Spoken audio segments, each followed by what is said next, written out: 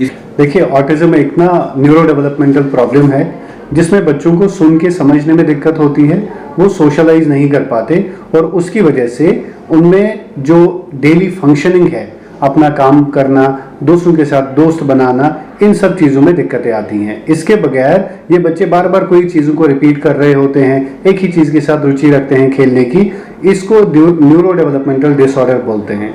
Autism अभी विश्व का सबसे फास्टेस्ट ग्रोइंग जो न्यूरो डेवलपमेंटल डिसऑर्डर है बच्चों में, कोविड के बाद माना जाता है।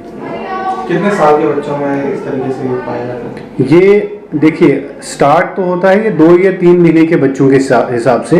जब वो 2 या 3 महीने के बच्चे हो जाते हैं, अगर वो बच्चे हमारी तरफ नहीं देखते, आई कांटेक्ट नहीं देते या हमें सोशल स्माइल, हमारी तरफ हंसेंगे नहीं, तो रेड फ्लैग, लाल झंडियाँ तो तब से ही स्टार्ट होती है।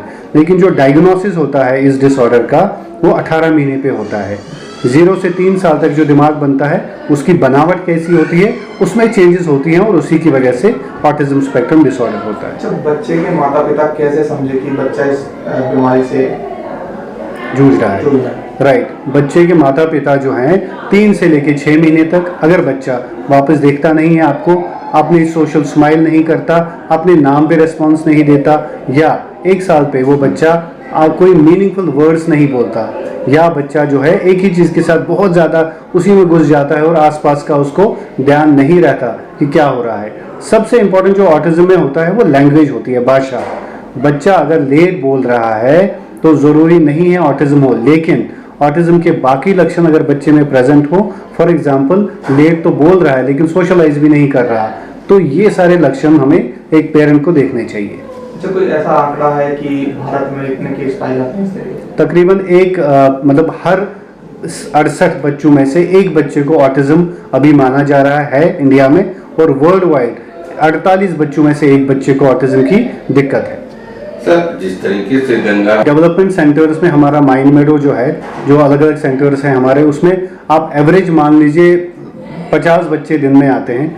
50 में से हम यूजुअली ऑटिज्म को ही कैटर करते हैं, तो तकरीबन 30 से 35 बच्चे ऑटिज्म उनको दिक्कत होती है। तो इतना ह्यूज रेशो है कि जो बच्चे डेवलपमेंट सेंटर में आते हैं और मैक्सिमम बच्चे ऑटिज्म स्पेक्ट्रम डिसऑर्डर वाले ही होते हैं। अच्छा, किसी बच्चे को ये बीमारी है तो किस तरीके से ट्रीट किया जाता है? क्या इन बच्चों की थेरेपीज होती हैं। सबसे पहले पेरेंट को ये जानना है कि बच्चे का असेसमेंट और डायग्नोसिस हो। बहुत सारे बच्चों को ऑटिज्म डायग्नोसिस नहीं मिलता, वो पता ही नहीं चलता, खाली हम स्पीच डिले के पीछे रह रहे होते हैं और थेरेपी करा रहे होते हैं। सबसे इंपॉर्टेंट डायग्नोसिस होना चाहिए। उसके बाद टीम होती है थेरेपिस्ट्स की। मैं साइकोलॉजिस्ट हूँ, मेरे साथ स्पेशल एजुकेटर हैं, ऑक्यूपेशनल थेरेपिस्ट हैं, स्पीच थेरेपिस्ट हैं। ये सब एक साथ मिलके इनकी थेरेपेटिक इंटरवेंशन करते हैं और डेफिनेटली बहुत अच्छे हो जाते हैं ऑटिज्म के बच्चे। सर, कारण क्या है ये जो जिस तरीके से ऑटिज्म हो रहे हैं, कारण आखिर क्या है? ये मोबाइल भी है या क्या है? देखिए, मोबाइल और टीवी की वजह से जिन बच्चों को रिस्क था ऑटिज्म का, वो बढ़ जाता है। मोबाइल और टीवी की वजह से ऑटिज्म नहीं होता, उसकी वजह से प्रॉब्लम बढ़ जाती है। हमारे पास अभी ऑटिज्म का रीज़न जो बोलते हैं, मेडिकल रीज़न जो है वो नहीं है। ये बोला जाता है जेनेटिक्स और एनवायरनमेंट जो है उनका क्रॉस टॉक है, बहुत सारे जीन्स इन्वॉल्व हैं, लेकिन कौन सा जीन है ये नहीं पता अभी तक। इसीलिए हमारे पास इस चीज़ के लिए कोई दवाई नहीं है अभी। अगर कोई हम बोलें कि ये दवाई खा के ऑटिज्म ठीक हो जाएगा, तो ऐसा नहीं है। हैविली हम थेरेपीज पे ही फोकस करते हैं। जीन्स और एनवायरनमेंट का क्रॉस टॉक है और हमें अभी नहीं पता क्यों हो रहा है ये। तो सर, जिस तरीके से स्कूल में भी होना चाहिए एक साइकियाट्रिस्ट, प्राइवेट हो या गवर्नमेंट, जरूरी है? बिल्कुल। देखिए, इंक्लूजन माना जाता है कि इन बच्चों को हम इनके लिए एडवोकेसी करें। हर किसी स्कूल में साइकोलॉजिस्ट या फिर एक स्पेशल एजुकेटर की नीड है और ऑलरेडी गवर्नमेंट जो है वो इस पे काम कर रही है, लेकिन क्योंकि बहुत ज़्यादा इंफ्रास्ट्रक्चर चाहिए और ये अभी पॉसिबल नहीं हो पा रहा। ऑटिज्म बच्चों के लिए ट्रू इंक्लूजन तब माना जाता है जब हर किसी स्कूल में उनके लिए एक अर्ली इंटरवेंशन स्पेशलिस्ट हो, जो उस बच्चे को लेके बाकी बच्चों के बीच में शैडोइंग करके उसको वहाँ पे इंक्लूड कराए।